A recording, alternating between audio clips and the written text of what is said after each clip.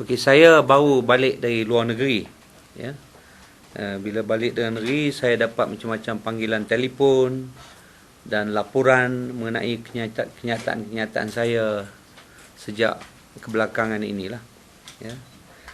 Saya juga menerima berbagai rombongan, ya, dari ahli-ahli keluarga yang rapat dengan saya sendiri. Semuanya orang-orang kuat UMNO yang meminta saya supaya jangan buat itu, jangan buat ini dan sebagainya.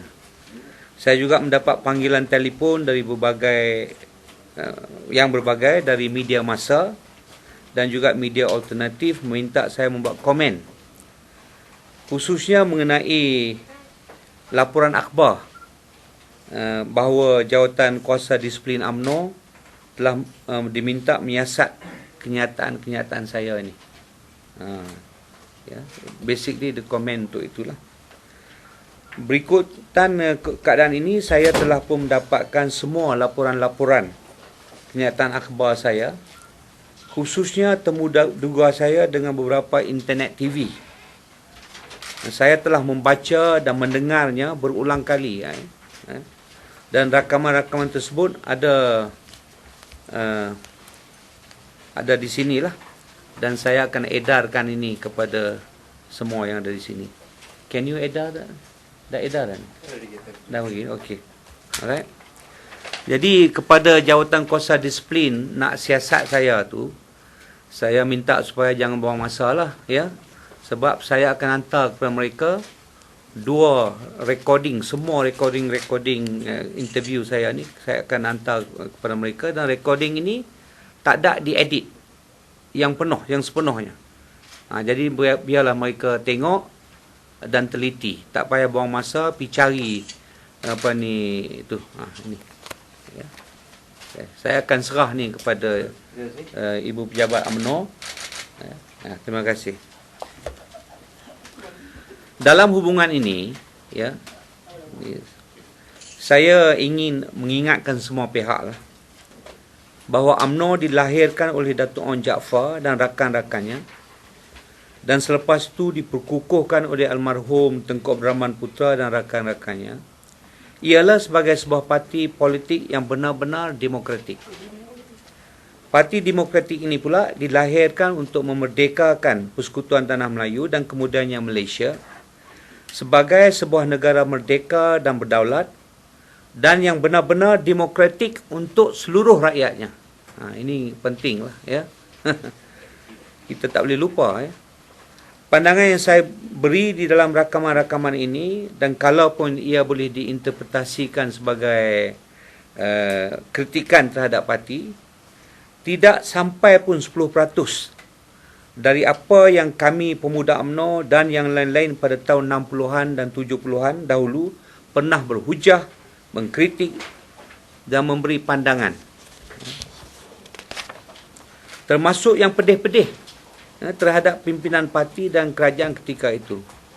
UMNO zaman itu dan pimpinannya berpegang teguh kepada semangat kelahiran parti sebagai sebuah parti demokratik. Saya sendiri sebagai seorang esko pemuda UMNO ketika itu, yang begitu lantang bersuara bersama-sama yang lain-lain di bawah pemimpin saya waktu itu, Allahyarham Datuk Harun Idris, bukan saja tidak perlu menghadapi Jawatan Kuasa Disiplin, sebaliknya diberi peluang berbagai-bagai untuk berkhidmat. Ya. Saya sendiri dilantik oleh Allahyarham Tuan Abdul Razak dan kemudiannya menyambung jawatan sebagai setiausaha politik kepada menteri-menteri kabinet. Allahyarham Tun Hussein Onn pula, yang saya kritik cukup hebat, beliau tu memilih saya untuk bertanding bagi kawasan Parlimen Kulim Mandat Baru pada tahun 1978. Ya. Oleh demikian, saya ingin mengingatkan semua yang berkenaan, janganlah menghina parti UMNO yang sepatutnya terus dikekalkan sebagai sebuah parti yang demokratik. Ahli-ahli di semua peringkat harus dibenar bersuara, dan pemimpin-pemimpin pula harus mengkaji hujah-hujah dari ahli-ahli ini. Saya yakin banyak dari hujah-hujah ini dapat menyuburkan dan menguatkan parti dan perjuangan. Yang Amat Berhormat Datuk Seri Najib Presiden parti sendiri bersama pemimpin-pemimpin lain sering menjerit merata-rata dan sepanjang masa kepada ahli-ahli parti bahawa kita mesti berubah, jika tidak kita akan diubah. Soalnya, apakah penyakit yang perlu diubah dan yang begitu jelas dimarahi oleh rakyat? Siapakah yang perlu berubah? Adakah ahli-ahli UMNO sahaja atau termasuk pemimpin-pemimpinnya juga? Ya. Saya adalah seorang ahli UMNO yang mula memegang jawatan parti pada tahun 1956, ya, sebelum negara mencapai kemerdekaan. Dan seterusnya sehingga sekarang. Saya berjuang selama 55 tahun dalam parti, termasuk sekitar 30 tahun memegang jawatan selaku setiausaha politik, setiausaha parlimen, timbalan menteri dan menteri. Sudah tentu saya mempunyai sedikit pengalaman, ya, dan hak untuk memberi sedikit pandangan. Oleh itu, kajilah pandangan saya dan laksanakanlah, kerana saya yakin ianya akan membawa kebaikan kepada semua bagi jangka pendek dan juga bagi jangka panjang. Antara cadangan-cadangan serta pandangan saya, ya, yang ada dalam ni lah, dalam CD-CD ni, ya, adalah seperti berikut. Alright. Dalam CD-CD ni tak gambar ni. Muka saya melawa ya dalam ni. Okey. Alright. Antara cadangan pandangan saya adalah seperti berikut. Nombor 1, hapuskan perbuatan keji dan jijik, ya, iaitu rasuah yang berbagai-bagai. Antara yang menjijikkan adalah rasuah politik, di mana kita perlu membayar wang kepada rakan-rakan seperjuangan sendiri, kepada kolik rakan perjuangan sendiri, untuk mendapat tempat-tempat dalam parti, termasuk jawatan-jawatan tertinggi dalam parti. Kena beli, kena bayar duit. Alright? Ini saya minta berhentilah. Nombor 2, berhentikan pemberian rasuah oleh kerajaan dan juga parti.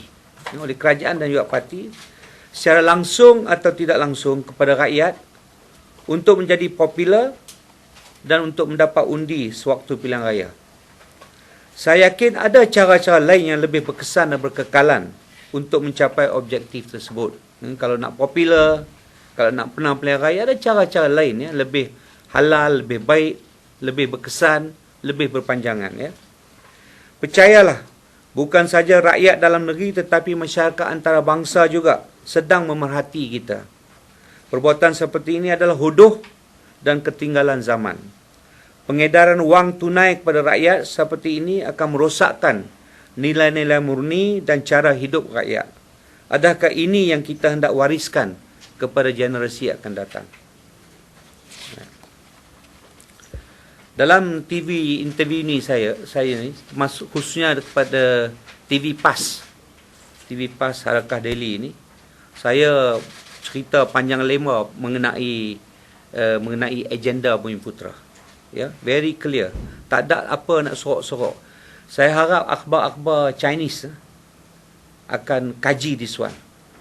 I'm talking about agenda Bumiputera, in this Harakah Daily punya TV. You read that very carefully. Ya. Saya ini soal pelaksanaan agenda Bumiputera. Saya hanya mengingatkan bahawa kuasa sebenarnya di negara ini sejak merdeka adalah di tangan pemimpin-pemimpin Bumiputera. Oleh itu, janganlah kita persalahkan orang Cina atau parti-parti politik yang berasaskan Cina di atas kegagalan pemimpin kita sendiri untuk meletakkan kedudukan sosioekonomi Bumiputera di tempat yang seadil dan sepatutnya. Kita telah diberi masa lebih 50 tahun untuk melaksanakan tanggungjawab ini. Dalam hujah-hujah saya ini, dan sebagai seorang yang telah melalui jalan yang panjang ini, saya telah cadangkan beberapa perkara untuk perbetulkan keadaan ini. Diharap dapat diterima dan dilaksanakan. The disciplinary committee written to you? No. They have not written to me. Maybe they will not even write to me. But I read in the newspapers. But then I've been getting so many delegations. Macam-macam rombongan datang jumpa saya. Oh, janganlah buat itu, jangan. Saya kata, saya buat apa? Saya jawab macam tu, saya buat apa? Jadi tu yang saya balik, saya cek balik. Kalau benda macam ini pun saya tak boleh beri pandangan. Apa dah jadi dengan UMNO ni? Kalau sikit macam ini pun saya tak boleh beri pandangan, apa dah jadi dengan UMNO? Itu saja. Sebab saya ni orang lama. Saya tahu macam mana UMNO tu pada tahun 60-an, 50-an, 60-an, 70-an dan sebagainya. Memang parti demokratik betul-betul. Kita boleh bahas, kita boleh beri pandangan, kita boleh kritik pemimpin. Tak ada pun sekejap-sekejap nak bawa pergi ke disciplinary committee. Ya, kajilah dulu apa yang orang kritik. Itu saja. Kita pun bukan betul sangat pun. Kaji itu saja. Actually, you say the vote buying in the party goes all the way up to the top post. Yes. Talking about president, deputy president. I won't answer that. I won't answer that because I don't want to hurt my friends in UMNO. But let me tell you, you might recollect Dr. Mahathir 2 kali kalau tak salah, waktu dia merasmikan Perhimpunan Agung UMNO, dia pernah menangis. He broke down. Dia pernah menangis, merayu kepada ahli-ahli UMNO, janganlah guna duit untuk untuk beli undi. He broke down, cried. And dia sendiri lepas 30 tahun dia jadi ketua UMNO bahagian Kubang Pasu. Lepas tu bila dia berhenti, dia nak kontes untuk jadi salah satu dari 7 orang wakil dari Kubang Pasu. Can you imagine? Dia kalah because of money. 200, 300 orang boleh lupa saja. So it is jadi satu benda yang Datuk Seri Najib sendiri dalam ucapan dia pernah kata, ini dilema, kononnya penyakit dalam UMNO. Satu bahan ketawa. Jika beri, tulis tu. Jika beri, salah. Tak beri, kalah. Jika beri, salah. Tak beri, kalah. If you give, it is wrong. You do not give, you lose. So everybody wants a position, have to give. Otherwise you lose. So it becomes a culture. An accepted culture, very widely accepted culture. So even leaders at the highest position sometimes are forced to do it. Because you don't give it, you lose. I don't say it. Najib said it. Mahidin said it. Every UMNO leader said it as a joke. But it's become an established culture. Jadi saya cuma minta perangai huduh ni, budaya buruk ni, jangan kita sekarang ni dalam parti UMNO, jangan kita sebarkan pergi kepada rakyat pula, rakyat kebanyakan. This bad habit, this corrupted habit in the party, don't let it now spread to the rakyat in general. Don't let's corrupt our rakyat pula.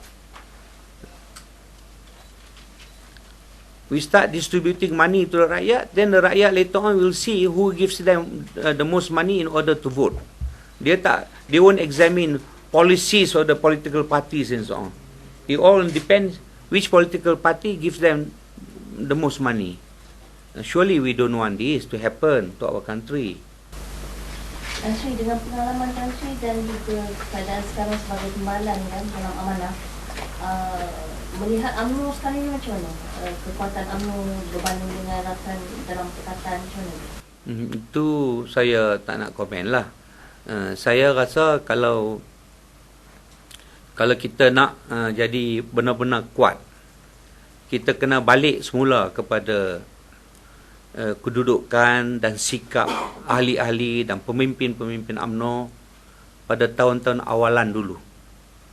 Waktu tu UMNO ni memang sebuah parti yang betul-betul terkenal sebagai parti untuk berkhidmat kepada rakyat. Dan siapa juga jadi ahli, dia tahu dah itu tempat berkorban. Bukan tempat mendapat. Tempat untuk memberi. Jadi rakyat nampak semua tu. Sebab itu UMNO kuat. Dalam pilihan raya, tak payah kempen pun menang. Letaklah siapa calon dia menang. Sebab dia tahu perjuangan UMNO tu ikhlas. dan ternampak ikhlas. Itu saja beza dia. Maknanya UMNO berpotensi untuk kembali kepada asal kalau Ya, itu sebabnya kami tubuhkan Amanah Merdeka, sebab nak bawa balik rakyat lah, bukan saja ahli-ahli UMNO, tapi rakyat pada keseluruhannya balik kepada semangat kemerdekaan kita ni. How the various races live together as one happy family. We start off so beautifully. Zaman Tengku Tun Razak, kita begitu indah sekali. Melayu, Cina, India, Kadazan, Dayak, kita sebagai satu keluarga yang cukup ikhlas. Soal-soal race, agama apa semua ni pun kurang. Sekarang dah banyak balik dah. Lepas 50 tahun, bukan kita maju, kita nampak mundur pula sekarang ni. Sejak tahun bila Tan Sri dapat kesan bahawa benda yang disebutkan bodoh tadi ni berlaku? Oh, saya ingat dalam 5-6 tahun ni. Nampak teruk sangat lah. Sepatutnya lepas 50 tahun. itu korupsi. Ke pemberian wang ke. Yes, itu huduh sangat. Itu macam saya kata.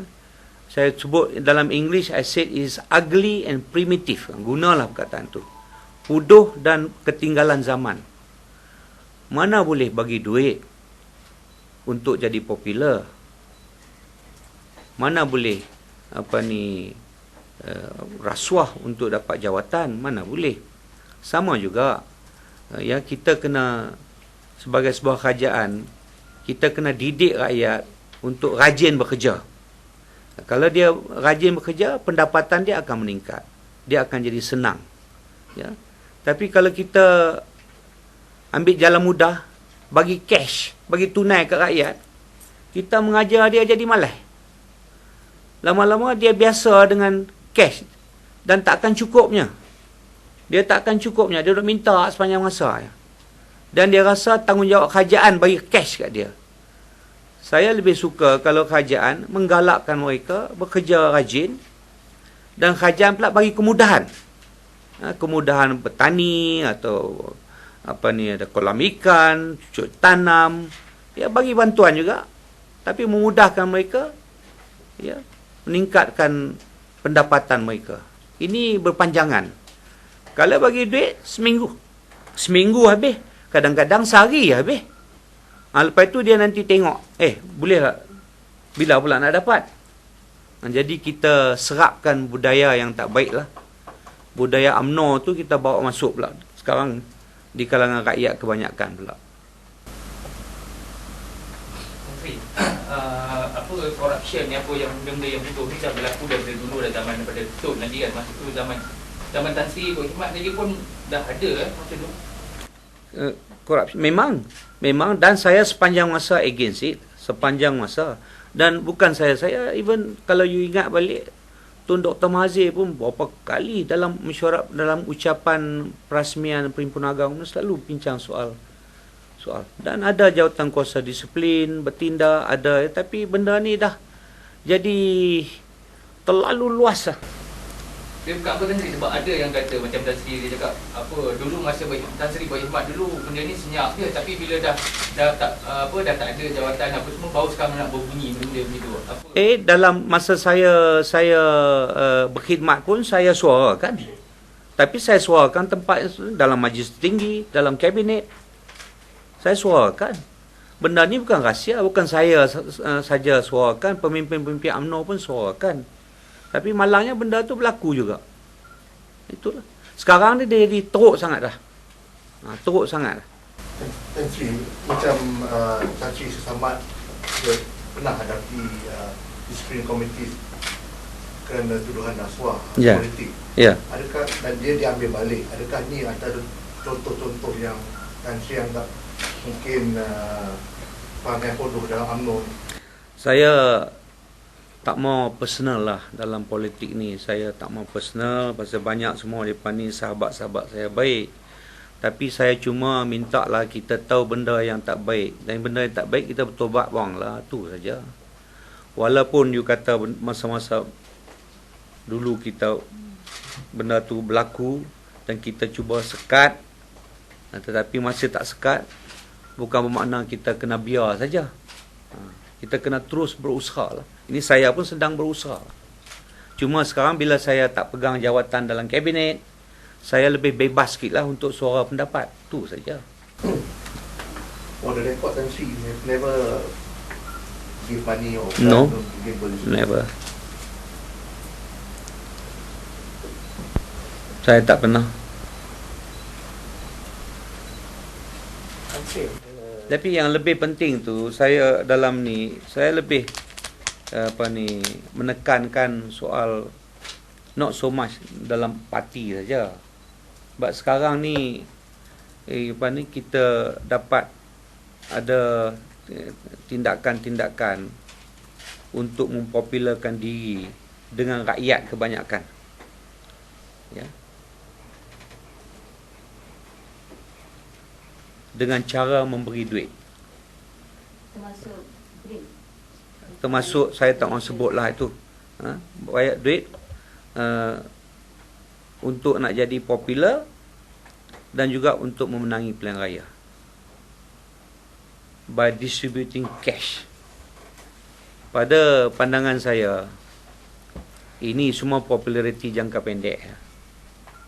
Dan ini saya rasa adalah sebagai satu cara yang kita nak memperkenalkan, cara tak mungkin mereka tak sedar, memperkenalkan perkara-perkara yang huduh dalam parti kita ni pergi pula di kalangan rakyat. Tan Sri, the socio-economic position of Bumiputera, say UMNO should not blame Chinese parties or Chinese community that for 50 years. Yeah. Well, what has UMNO done wrong? What does it need to change? Well, I have made a few proposals here. I hope the disciplinary committee and will study this lah. Study this whether good or not. Okey, saya ini kalau RTM nak rakam boleh. Alhamdulillah hari ini kita baca surat khabar Datuk Seri Najib dia buat kenyataan akhbar mengenai langkah-langkah baru oleh Teraju dan badan-badan yang lain lah untuk memperbanyakkan syarikat-syarikat Bumiputera supaya mereka berjaya. Alhamdulillah. Ya. Tetapi saya ingin sarankan, dalam tip saya ni pun saya sarankan, balik semula kepada apa yang diperkenalkan oleh Yang Amat Berhormat Allahyarham Tun Abdul Razak sewaktu beliau melancarkan dasar ekonomi baru ya pada tahun 70-an. Saya rasa lebih berkesan. Ini sekarang saya nak cadangkan. Kalau boleh kita hidupkan semula langkah-langkah tersebut. Satunya, kerajaan mengarahkan atau nak memujuk pun tak apa, semua bank-bank ya, supaya 30% sekurang-kurangnya 30% dari pinjaman mereka tu diberi kepada syarikat-syarikat Bumiputera yang paid-up capitalnya, modal berbayarnya kurang dari 10 juta. Ataupun 20 juta pun tak apa. Itu penting. Dan untuk itu setiap bank mesti ada unit penyertaan Bumiputera. Jadi macam one stop center untuk buat dasar ya, untuk melaksanakan dasar dan juga untuk menyelesaikan masalah-masalah yang berkaitan. Saya yakin ini kalau dibuat cepat untuk syarikat-syarikat Bumiputera berjaya. Ya. Sebabnya sekarang tak macam dulu tahun 70. Sekarang Bumiputera banyak dah ada pelajaran, dah engineers, doctors, arkitek dan sebagainya. Mereka mempunyai pengalaman, mempunyai kelulusan yang tinggi. And they know also, dia tahu juga apa projek-projek yang baik, yang viable dan sebagainya. Malangnya dia tak dapat pinjam. Pergi kat bank, dia nak track record, ya macam-macam. Dia nak ada collateral, susah.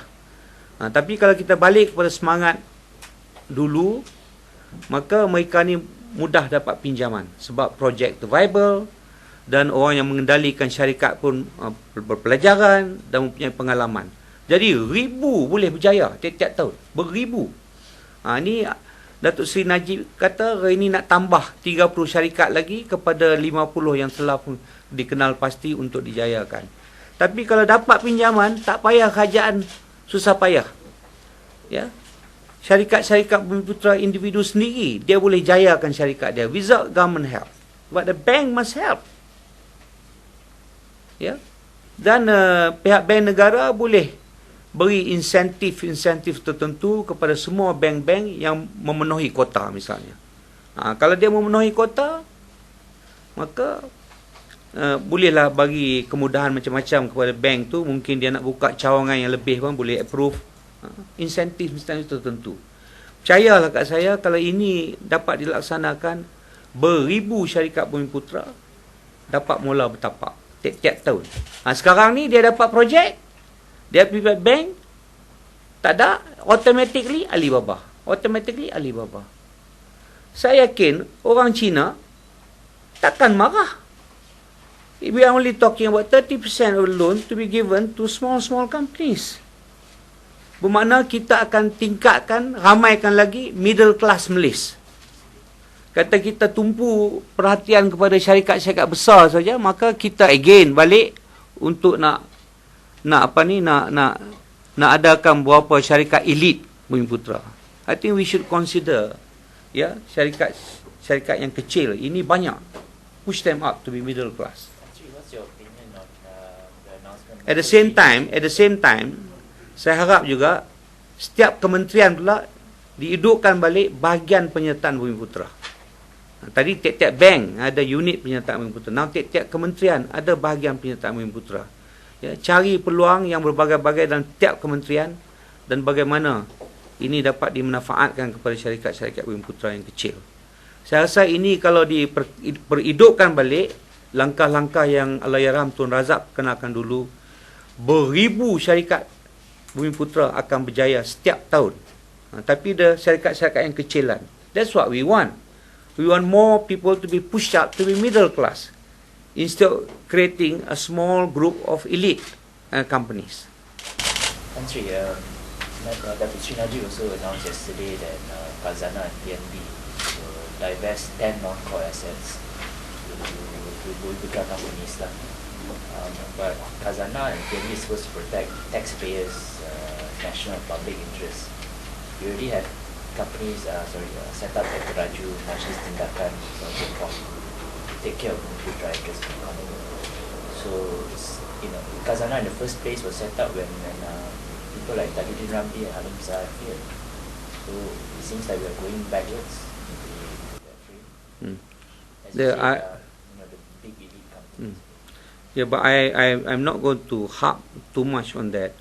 But I'm more interested to create a bigger middle class Bumiputera entrepreneurs. Because that's numbers. That's really building up a just society. Of course, we also encourage some of the Bumi companies who are capable and so on to be really big. But the government concentration should be more to encourage the middle class, the medium scale companies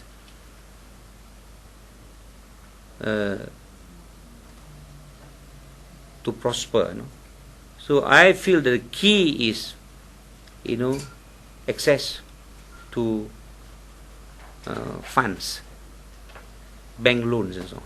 That is the problem. Zaman dulu bila Tun perkenalkan 30% government loan mesti beri kepada syarikat Bumiputera, bank-bank datang jumpa Tun, ada kerajaan, macam mana ni syarikat Bumiputera ni semua tak ada pengalaman, no experience, how can we give the clients money to them? Bank negara told them, no, you find a way how you can still meet the quota, give the loan to Bumiputera, at the same time safeguard your clients' money. So bank, since they have no choice, they start thinking. And they come up with beautiful ideas, including co-signatory to check. And if the company is big, then they have a accountancy firm, independent accountancy to monitor the account. So everybody did very well. There was very little bad loans. Because the bank really went all out to help. And we really succeeded those days. I don't know how this one ended. The Chinese didn't force this policy to be stopped. I can't remember MCA saying that, oh, don't do this. I can't remember the Chinese Chamber of Commerce saying don't do this. I can't remember DAP saying don't do this. It's the government leadership itself yang berhentikan semua ni. Sekarang tak ada dah. Di tiap-tiap bank tak ada unit penyertaan Bumiputera. Tak ada dasar kena bagi 30% pinjaman kepada syarikat Bumiputera pun tak ada dah. Di kementerian-kementerian pun tak ada dah. Ya, siapa yang salah? Saya sendiri bila saya jadi menteri, saya hidupkan balik bahagian penyertaan Bumiputera di dua-dua kementerian yang saya jadi menteri. Hidupkan balik. Maknanya, unfortunately, my kementerian was small, you know. Kementerian Pelancongan, Kementerian Penerangan. There's not much areas there I could help. Saya banyak cadang, bukan saja, tapi itu tak dilapor. Tan Sri, kesetiaan Tan Sri terhadap UMNO ada yang ada orang tak berpenyakit sebab Tan Sri dah jadi seolah-olah macam spokesperson kepada pembangkang tapi berada di dalam UMNO untuk menentang UMNO. Jadi apa pandangan Tan Sri, apa jawapan Tan Sri? Tak ada, saya masih ahli UMNO. Sebab itu hari ni saya buat press conference, saya suruh kaji ni. Kaji ni. Mana tak pernah ada perasaan untuk keluar dan berjuang, keluar dari Kalau saya ada perasaan tu, saya akan buat kenyataan. Maksudnya pendirian politik Tan Sri masih lagi sayang dalam. Ya, sayang, tapi saya nak supaya UMNO kembali kepada perjuangan asal tu, ya. Yang bersih, ikhlas dan sebagainya tu. pendirian politik Tan Sri pro kerajaan ke? Tak ada, saya tak boleh pro sini pro sana. Kita sekarang saya dah bebas, saya dalam NGO nama Amanah. Kita isu lah, kita pergi on isu lah. Isu, ada isu yang saya sokong, ada isu yang tak sokong. Misalnya lah, saya tak sokong keputusan pembangkang yang kononnya semua jalan-jalan tol ni dihapuskan. Saya tak setuju lah tu.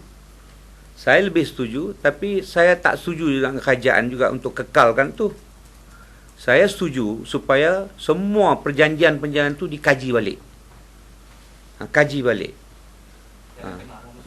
Ya, kaji balik. Because nak hapuskan, saya ingat itu tak adil kepada rakyat. Nanti kerajaan tak ada duit pula untuk pembangunan.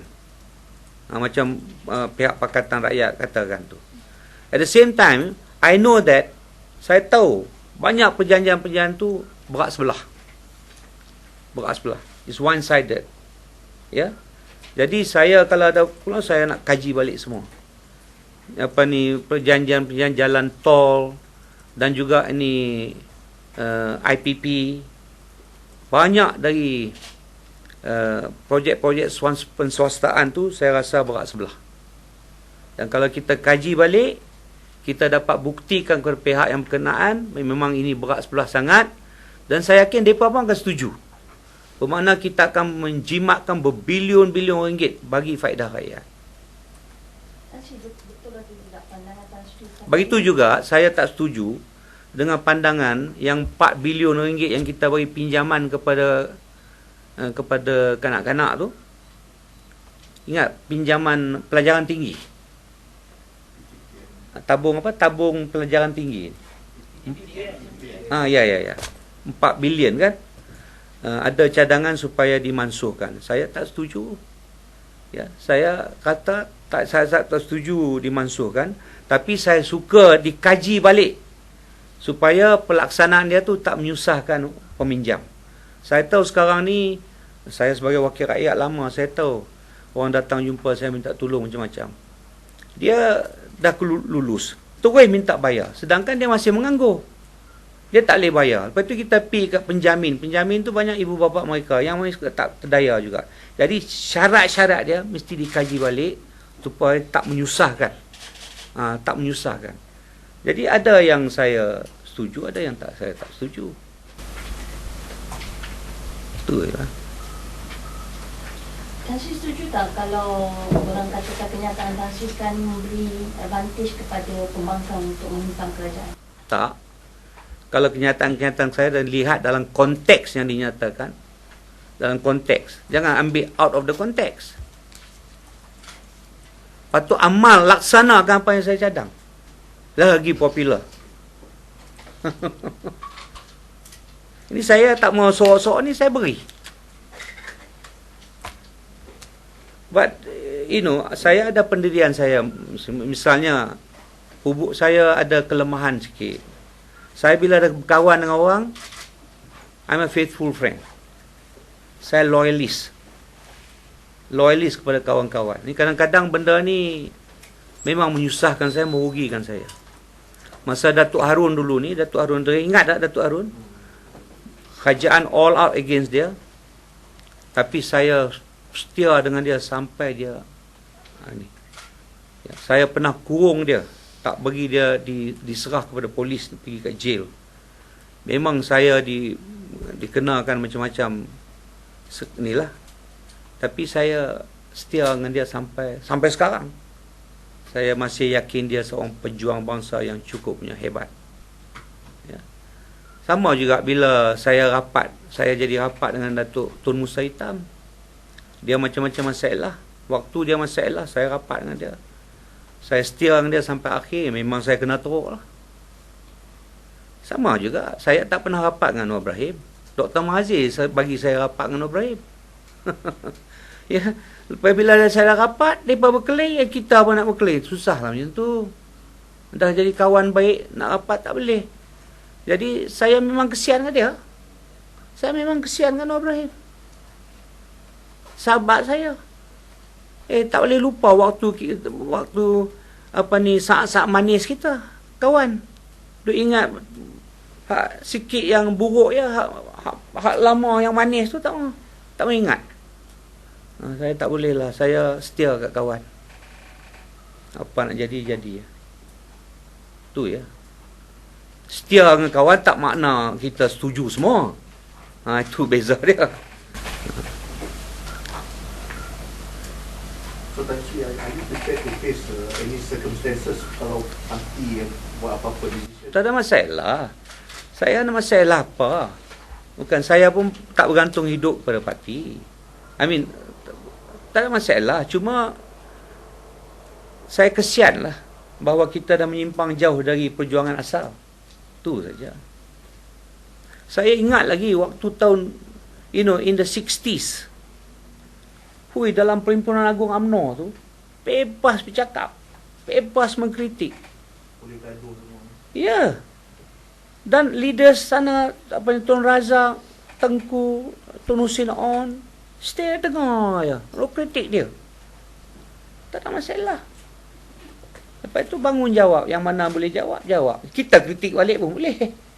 But it was a beautiful, open debate and so on. And it became a very robust party, very robust party, Democratic Party. Sekarang tak boleh. Tak boleh, siapa nak bercakap dia pilih. Saya sendiri, lepas saya jadi menteri tu, saya ketagih juga. Lepas 2-3 tahun, saya nampak benda-benda yang tak apa betul. Saya nak bercakap, Perhubungan UMNO Negeri Kedah calonkan saya sebagai sebagai speaker lah, mewakili UMNO Kedah. Mai kat sini KO tak bagi. Takut saya mengkritik. Bukan mengkritik, bagi pandangan. Pandangan lah. Kita cerita sebagai pandangan, tak ada apa-apa. Tak boleh tahun 2012 tak boleh. Lagi masalah tu lagi kompleks. Bagi kompleks, bukan hitam putih, macam-macam kompleks, banyak grey areas. Dan banyak pandangan kalau kita buka bagi untuk terima pandangan. Banyak pandangan-pandangan boleh membantu. Itu saja. Tak apalah kalau RTM tak siar pun tak apa. Jauh hati nampak. RTM tu saya sayang. Semua kementerian saya kerja saya sayang. Masa time Tan Sri pun dah juga macam tu. blok-blok. Tak ada.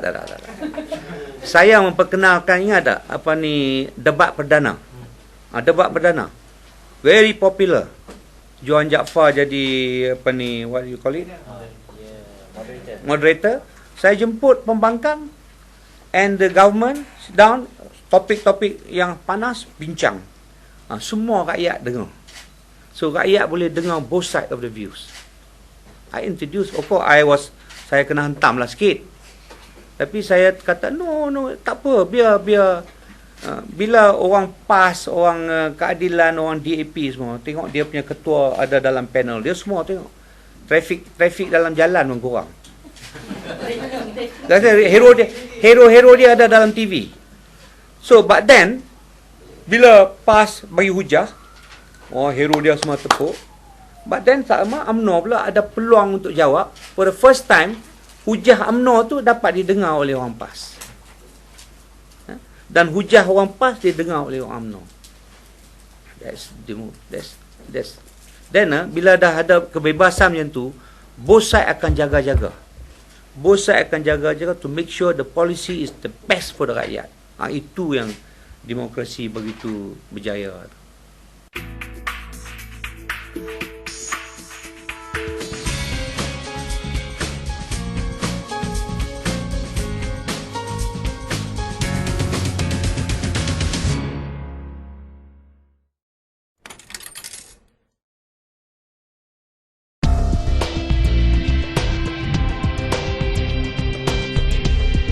Pihak Media PAS melancarkan e-paper, merupakan satu program baru dalam media PAS, asaskan kepada teknologi maklumat yang terkini yang wajib kita manfaatkan.